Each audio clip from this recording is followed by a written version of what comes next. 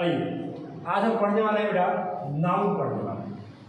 आज आपको नाउन एक अलग लेवल का पढ़ाया जाएगा और जो मैं नाउन पढ़ाऊंगा वो बेस से स्टार्ट होगा, बेसिक इसकी स्टार्ट होगी और एक एडवांस लेवल तक इससे कैसे क्वेश्चन बनाया जाता है एग्जाम में उसको हम पढ़ने वाले हैं। ठीक है, और आपको पता है कि कंटिन्यू जो एक सेशन चल रहा है वो क्लास 10th 9th 8 ऐसे तमाम, और यहाँ तक कि मैंने एसएससी की भी एमटीएस का भी मैंने सिलेबस उसको अपलोड किया वीडियो पे। एक आप लोग की सपोर्ट की ज़रूरत है मुझे, और जो हमसे आप लोग जो चाह रहे हो, जो सपोर्ट चाह रहे हो वो आपको जरूर मिलेगी। तो बेटा आज हम पढ़ने वाले हैं नाउन। नाउन क्या होता है? देखो, ऐसा कोई भी ऑब्जेक्ट नहीं है इस मतलब वातावरण में जिसका कोई ना कोई नेम नहीं है। समझ में आ रहा? ऐसा कोई भी ऑब्जेक्ट नहीं है जिसका वो नेम नहीं है। हमारे हाथ में मार्कर है तो नाम है इसका, हाँ मार्कर।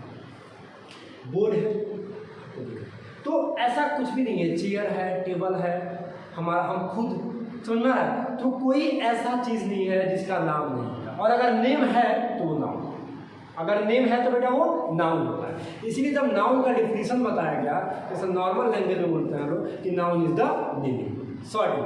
अब देखिएगा, नाउन को जब हम पढ़ते हैं बेटा तो बहुत ही इसके अलग अलग टाइप्स के बारे में भी हम पढ़ते हैं। इसको काउंटिंग के आधार पर हम कैसे डिवाइड करते हैं उसको भी हम पढ़ते हैं, और नाउन बनाया कैसे जाता है हम उसको भी पढ़ते हैं। मतलब हम बेस से स्टार्ट करेंगे और एडवांस लेवल तक हम जाएंगे।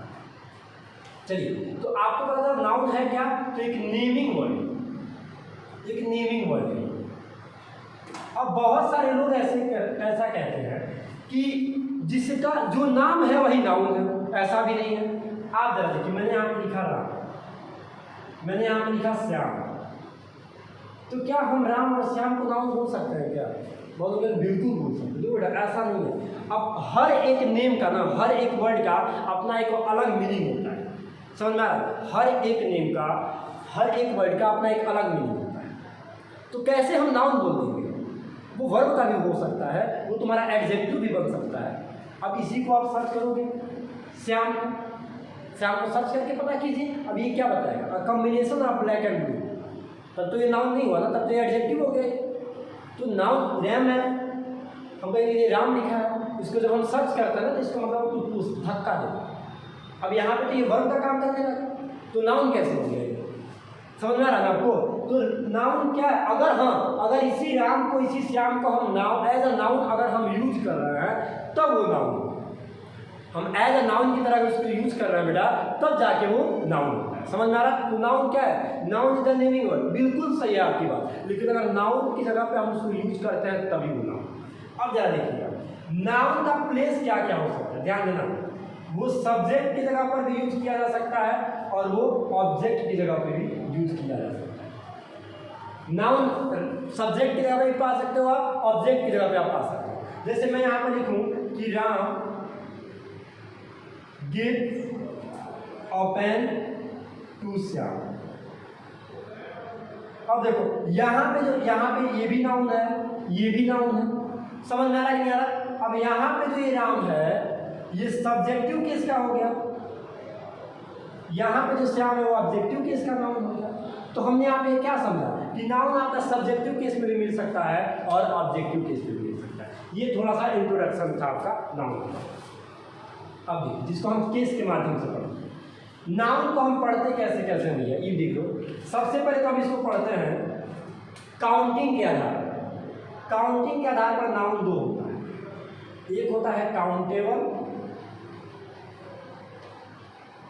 और एक होता है अनकाउंटेबल। ये काउंटिंग के बेस पर, अगर किसी नाउन को हम काउंट कर सकते हैं तो हमारे काउंटेबल नाउन हो गया।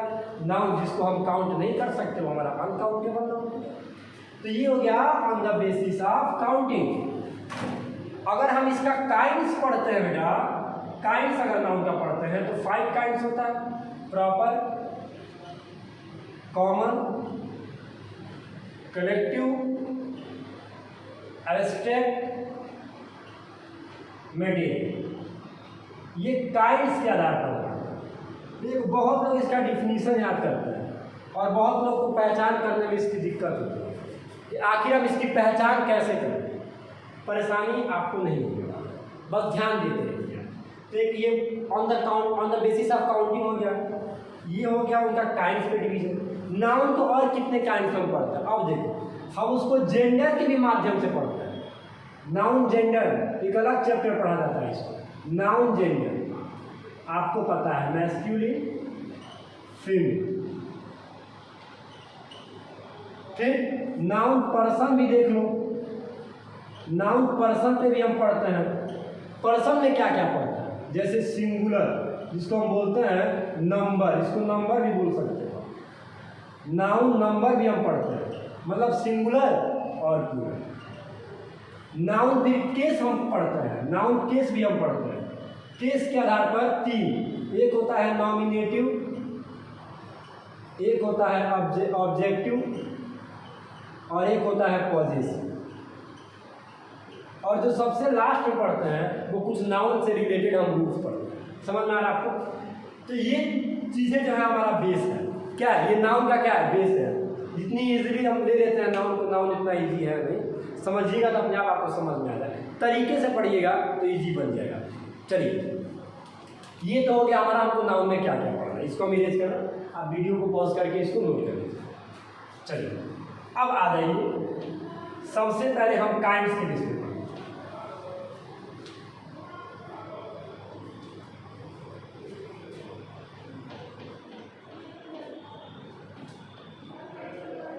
काइंड्स के बेस पे जब हम पढ़ते हैं, आपको पता है कि अब मैंने क्या बोला कि दुनिया में जो भी चीज़ें हैं जिसका भी नाम है सब नाउन है, बिल्कुल सही बात है। इनका काइंड्स नहीं है क्या कोई, बिल्कुल काइंड्स है। अरे भाई पर्सन होगा कोई, या तो वो प्लेस होगा, या तो वो एनिमल होगा, या फिर वो थीम होगा। और देखिए एक्स्ट्रा जो ऐड हो जाता है वो क्या क्या होता है, आइडियाज भी होते हैं, इमोशन जिसको हम बोलते हैं। चलिए कुछ लोग नाउन का डिफिनेशन बताते समय ये कहते हैं noun is the name of person place animals और थिंग्स। अच्छा तो एब्स्ट्रैक्ट नाउन का हो गया, वो नाउन नहीं होता है क्या, वो भी नाउन होता है। तो आइडिया को भी आप लोग इसमें मेंशन कीजिएगा, आइडिया और इमोशंस भी हमारे नाउन होते हैं। समझ में आ रहा ना, ध्यान दीजिए।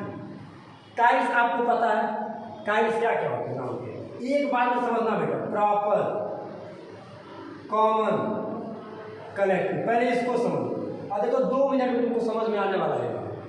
पर्सन प्लेस एनिमल्स और थिंग्स, समझ में आ रहा, थिंग्स को कर दो तुम इधर, ये हो गया person place animal. Proper noun, common noun, collective noun, इन तीनों चीजों को कलेक्ट करता है। जो एब्स्ट्रैक्ट नाउन होता है, ध्यान दीजिएगा, जो एब्स्ट्रैक्ट नाउन होता है उसमें अगर हमको कुछ पढ़ना है तो सिर्फ आइडिया और इमोशंस पढ़ना है। क्यों नहीं तैयार होगा भैया, कैसे हम भूल जाते हैं। अब ध्यान दो, प्रॉपर का मतलब स्पेशल, बस एक ही चीज याद रखो, स्पेशल। अगर किसी स्पेशल पर्सन का, प्लेस का, एनिमल्स का, थिंग्स का नाम हम रखेंगे, प्रॉपर नाउन हो गया। राम प्रॉपर नाउन है, ताजमहल प्रॉपर नाउन है, टाइगर प्रॉपर नाउन है। कॉमन क्या होता है, अगर इनको हम उनका अगर क्लास बता देते हैं, क्लास, कॉमन क्या लीजिएगा क्लास, अगर हम उसको क्लास में बता देंगे तो उसको हम कह देंगे कॉमन नाउन। जैसे बॉय, राम प्रॉपर नाउन है, इसका कॉमन नाउन बताओगे तो बॉय हो जाएगा। सीता क्या हो जाएगा, गर्ल हो जाएगा। समझ में आ रहा है, टाइगर एनिमल हो जाएगा, पीकॉक बर्ड्स हो जाएगा। तो इसका कॉमन नाउन हो गया। कलेक्टिव नाउन की अगर हम बात करें तो अगर इनका ग्रुप में बता के बात करें, जैसे मान लो कि पर्सन है, अब ग्रुप ऑफ, कॉमन अगर प्लेस की हम बात कर रहे हैं, एनिमल्स का herd of cattle, flock of sheep, तो अगर इनका ग्रुप में बात कर देगा तो कलेक्टिव नाउन हो गया। अकेले आइडिया इमोशन बताने वाला हमारा एब्स्ट्रैक्ट नाउन होता है, और सिर्फ थिंग्स बताने वाला हमारा मेटेरियल नाउन होता है।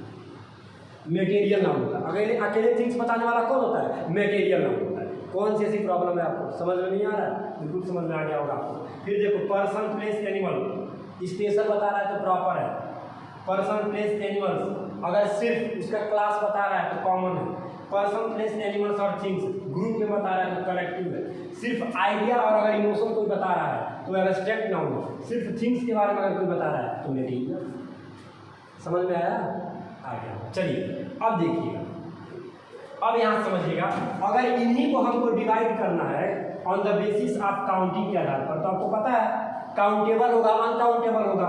तो इधर देख लीजिए जरा, आप बिल्कुल समझिएगा। अगर हम एक तरफ लिखते हैं काउंटेबल नाउन और एक तरफ हमने लिखा अनकाउंटेबल नाउन।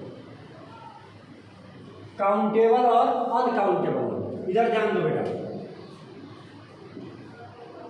देखो समझा दे रहा हूँ। पर्सन, प्लेस, एनिमल्स, बस कभी भी ये काउंटेबल नाउन की श्रेणी में है, ये तो कभी अनकाउंटेबल में आएगा ही।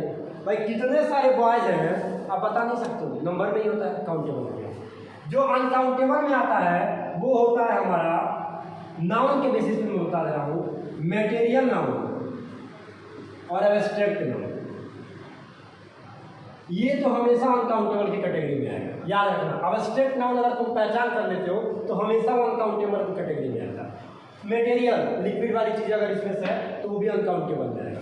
इसी की हम बात करें पर्सन, प्लेस या एनिमल्स का, मतलब कि प्रॉपर नाउन, कॉमन नाउन और कलेक्टिव नाउन, ये हमारा हमेशा काउंटेबल की श्रेणी में। प्रॉब्लम क्या भाई साहब, क्यों नहीं पता कर पा रहे हो? ये होता है, ये कॉमन है, समझ, काउंटेबल में भी आ जाएगा और काउंटेबल में भी आ जाएगा, समझ में आ रहा है ना। लेकिन एब्स्ट्रैक्ट हमेशा अनकाउंटेबल की श्रेणी में आता है। लव, हेट, जेलस काउंट कर पाओगे? नहीं काउंट कर पाओगे, क्योंकि इसकी लिमिटेशन नहीं है, इसलिए अनकाउंटेबल की श्रेणी में आता है। आ गया समझ में? चलिए अब देखिए, अब यहाँ पे ध्यान दीजिए जरा आप लोग। अगर हम बात करें केस का, तो नाउन के 3 केस होते हैं। नाउन के केस कितने होते हैं बेटा? 3 केस होते हैं। कौन कौन से? एक होता है सब्जेक्टिव केस, जिसका एक और नाम होता है नॉमिनेटिव। क्या बोलते हैं इसको? नॉमिनेटिव केस हम बोलते हैं। समझ में आ रहा है? नॉमिनेटिव केस बोलते हैं। दूसरा होता है तुम्हारा ऑब्जेक्टिव केस। क्या होता है बेटा? ऑब्जेक्टिव केस होता है। और तीसरा जो होता है बेटा वो होता है हमारा पॉजेसिव केस होता है। क्या होता है? पॉजेसिव केस होता है। देखो, अगर नाउन सब्जेक्ट की तरह काम कर रहा है तो नॉमिनेटिव केस है। जैसे tiger runs in the field, और इसमें सबसे पहले नाउन क्या है? टाइगर, और tiger runs in the field. Tiger हमारा क्या है? नाउन है। कहाँ पर यूज हुआ है? सब्जेक्ट की तरह काम कर रहा है ना, तो सब्जेक्टिव हो जाए। ऑब्जेक्ट की तरह कि he gives me a letter, he gives me a letter, इसमें नाउन कौन है? लेटर है। कहाँ पर है? ऑब्जेक्ट के प्लेस पे, तो ये ऑब्जेक्टिव केस हो जाएगा। पॉजेसिव केस बिल्कुल सही, ये ओनरशिप बताता है। क्या बताता है? ओनरशिप। जैसे देखना, राम्स बुक, राम का किताब, ऐसे। तो इसको क्या लिखेंगे हम? इसको भी लिख सकते हैं द बुक ऑफ राम। क्या लिखेंगे? The book of Ram. तो ये पॉजेसिव केस हमारा। एपिस्ट्रॉफी एस का गेम थोड़ा यहाँ पे समझ लीजिएगा बच्चा, बहुत अच्छा क्वेश्चन इस पर आता है। जो ये एपिस्ट्रॉफी एस लगता है, लगता कैसे है? किसी सिंगुलर में हम कब लगाते हैं? जैसे मान लो यहाँ पे मैंने लिखा है शिवम, तो शिवम का अगर बोला कि शिवम का कलम, तो शिवम पेन हो जाए।